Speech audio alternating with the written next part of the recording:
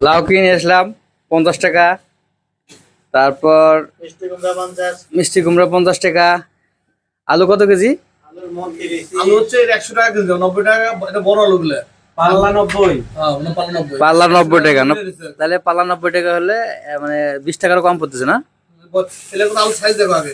ঠিক আছে, আলু সাইজ দেখো ধরে দে। আপনার ক্যারিয়ার এই যে এই যে এই যে হ্যাঁ, ক্যারিয়ারে আর অনেক বড় বড় আলু, অনেক বড় বড়। এই যে তাহলে আলু সিদ্ধ করে খাওয়া যাবে। তাহলে আপনার কারণ বাজারে যায় বাজার করলে একটু সস্তাই হয় না? হ্যাঁ হ্যাঁ। হুম। তারপর পেঁয়াজ কত করে কেজি? 40 টাকা কেজি, 2 কেজি পেঁয়াজ 40 টাকা কেজি। এই ছোট আলু কত করে কেজি? 30 টাকা। 30 টাকা কেজি। বেগুন কিনতে শসা কিনলাম 40 টাকা কেজি। আহ, শাক কিনছি। সব মিলে কারণ বাজার প্যাকেটটা কই মামা? কারণ বাজারে বাজার করলে একটু সস্তায় পাওয়া যায়। তাকে এইবার রোজাতে যে বাজার ক্রয় ক্ষমতার মধ্যে আছে বলে, তাই না ভাই? মরিচ দাও, মরিচ দাও।